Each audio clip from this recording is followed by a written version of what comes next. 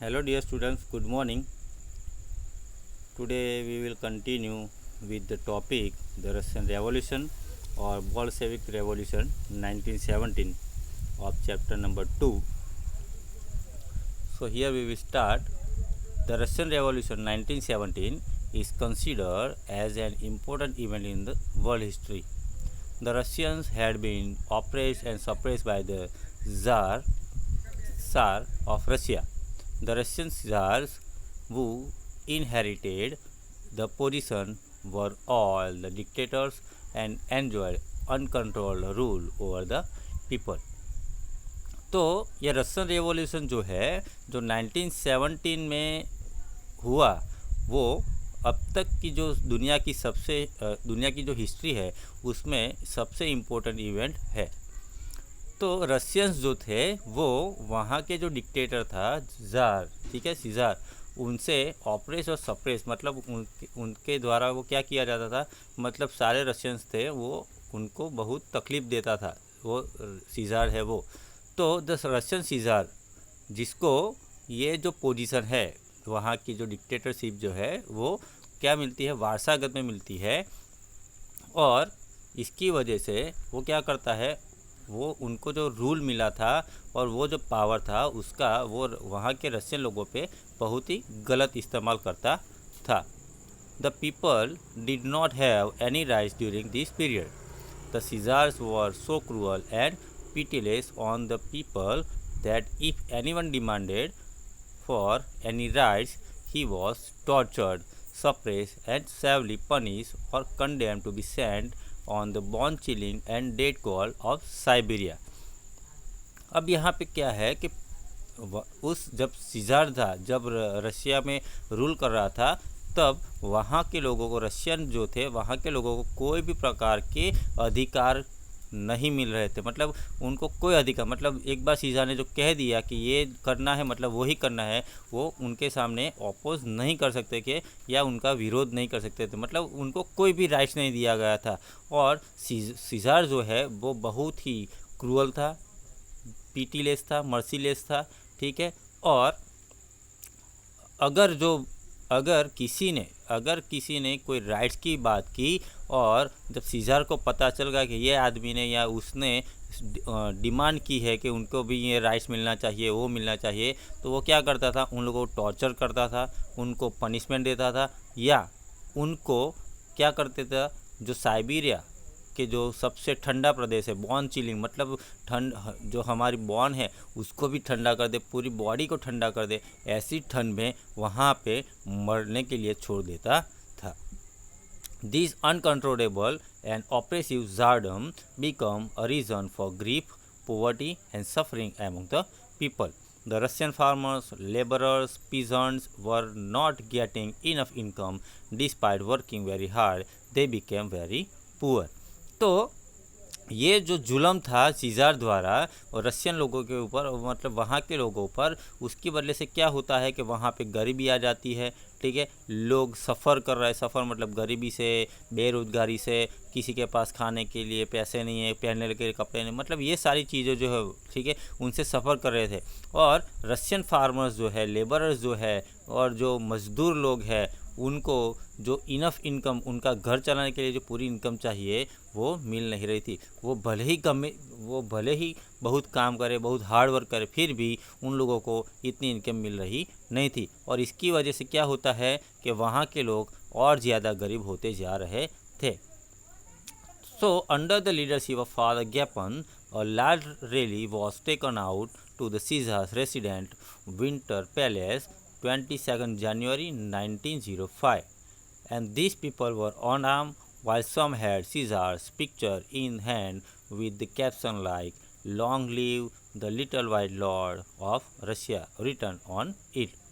तो यहाँ पे क्या होता है कि सीज़ार जो है उन लोगों पे जुल्म कर रहा है। उसकी वजह से वहाँ के जो फार्मर्स है, मज़दूर है, ठीक है, खेत में काम करने वाले लोग हैं, उनको पूरी इनकम नहीं मिल रही थी और वो ज़्यादा से ज़्यादा गरीब हो रहे थे। तो इसकी वजह से फादर गैपन जो वहाँ के थे, जो एक सोशल वर्कर थे, उन्होंने किया कि भाई ये तो अन्याय हो रहा है। तो उसकी वजह से उनकी लीडरशिप में एक लार्ज रैली, मतलब एक बहुत बड़ी रैली निकाली गई। जो रैली कहाँ, मतलब फादर गेपन के घर से सीज़र का जो रेसिडेंट था, जिसका नाम था विंटर पैलेस, वहाँ तक ले गए। और ये इंसिडेंट कब होता है कि 22 जनवरी 1905, और उस दिन क्या था, संडे था।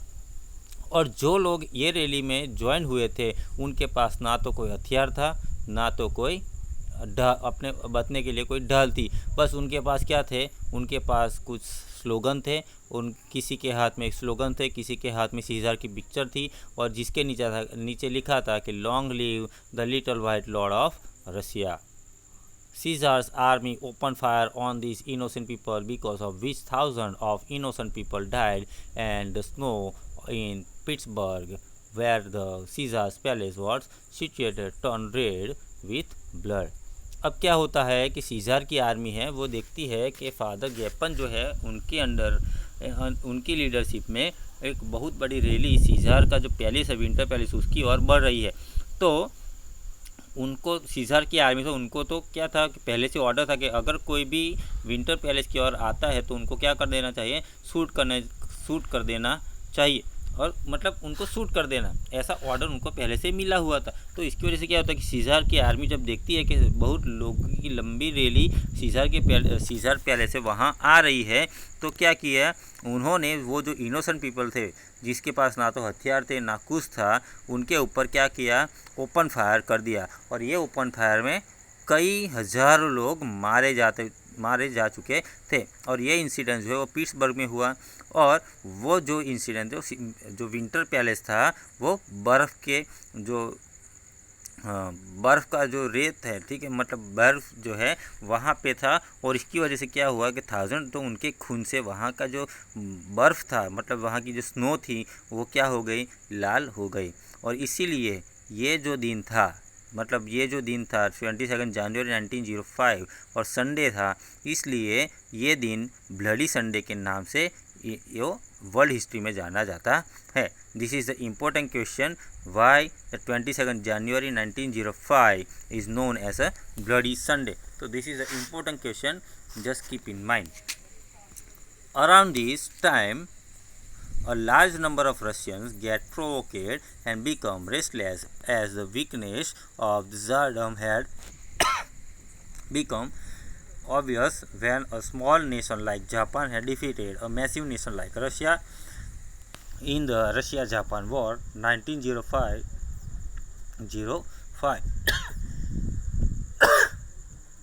तो अब ये जो इंसिडेंट हुआ,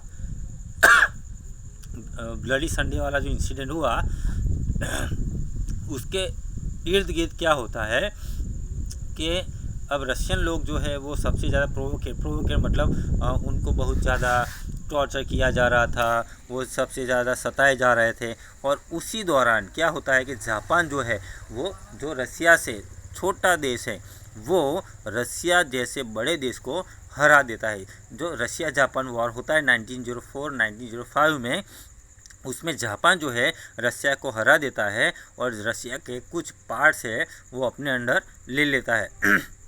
So in order to pacify the angry Russians, an announcement to call for a Duma legislative assembly, which had not been called for years was made. Eventually, for such Duma were called, but before it can take steps to satisfy the citizen, it had been called off.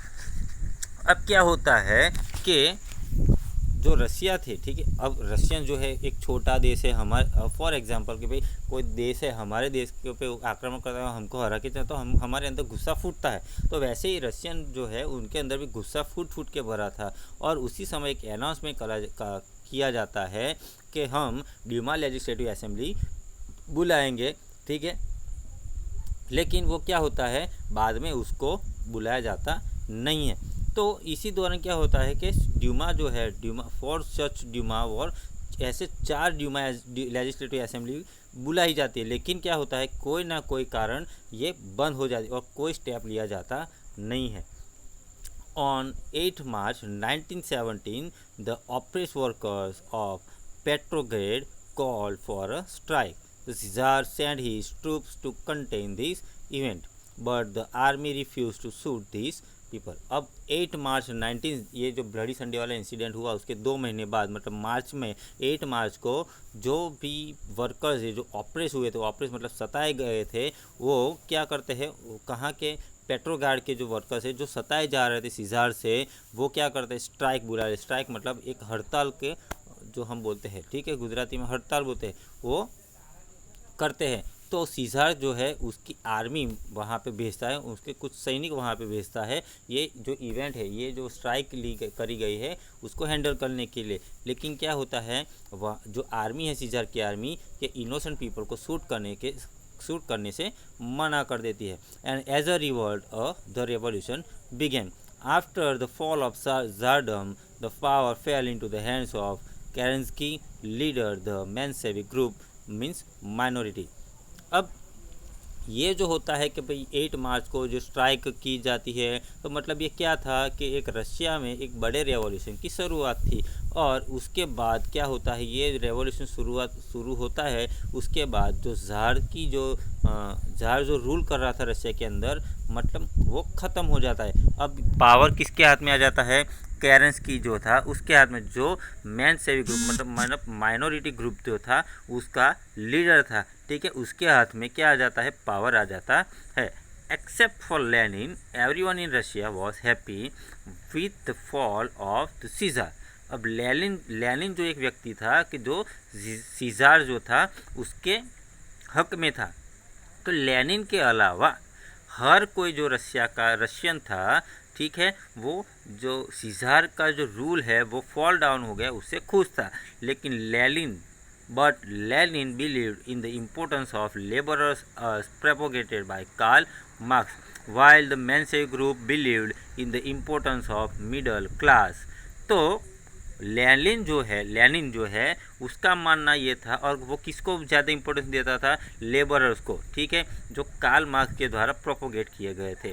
जबकि Menshevik group जो था जिसका leader था केरेंस्की, ठीक है, वो ये मानता था कि वो उसको किसको महत्व देना चाहिए, मिडिल क्लास जो है उसको ज़्यादा महत्व देना चाहिए। और इस as a result Lenin instigated the Bolshevik against Menshevik and in November 1917 declared the final revolution and got the reins in his hand। so इसका रिजल्ट क्या आता है कि लेनिन जो है बोल्शेविक और मेंशेविक इन दोनों के बीच में कुछ क्या तू में हो जाती है, ठीक है, इन नवंबर 1970। और वो था जो फाइनल रेवोल्यूशन था, इसकी वजह से ये बोल्शेविक रिवॉल्यूशन कहा जाता है।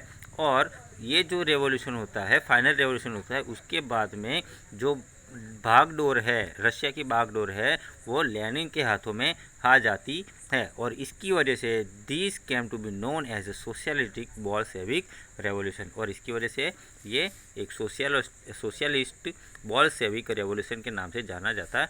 Thus the 300 years of Tsardom came to an end for the first time। Russia was without tsar. तो 300 साल से जो ज़ार की एक फैमिली, ज़ार मतलब वहाँ की एक फैमिली है जो इनहेरिडेटरी राज कर रही थी, अब उनका 300 साल का जो राज था वो ख़त्म हो गया। अब ये राज जो है, ठीक है, अब रशिया की बागडोर जो है वो वहाँ के लोगों के हाथ में आ जाती है। Now we will see the another point of this chapter, effort for the world peace. अब यहाँ पे हम जानते हैं कि फर्स्ट वर्ल्ड वॉर हुआ, ठीक है, the first world war was taken place, and after the first world war many incidents were taken place, many people were died, many countries were economically ruined। So to make a world peace, the League of Nations was established। Now we will see what is there in League of Nations or how it was established। The horrors of the World War explain the absolute necessity of world peace to the nations of the world, and for this a need for an international organization was felt। तो हमने देखा कि first world war के बाद क्या हुआ, कितने लोग मारे गए, कितने लोग क्या बोलते हैं कि भाई किसी ने अपना शरीर का कुछ हिस्सा गंवा दिया, कोई इकोनॉमिकली, कल्चरली बहुत उनको क्या होता है कि वो रूइन हो जाते हैं। तो इसकी वजह से दुनिया में शांति बनाने की, शांति कायम करने की ज़रूरत थी और इसकी वजह से एक इंटरनेशनल ऑर्गेनाइजेशन की ज़रूरत थी।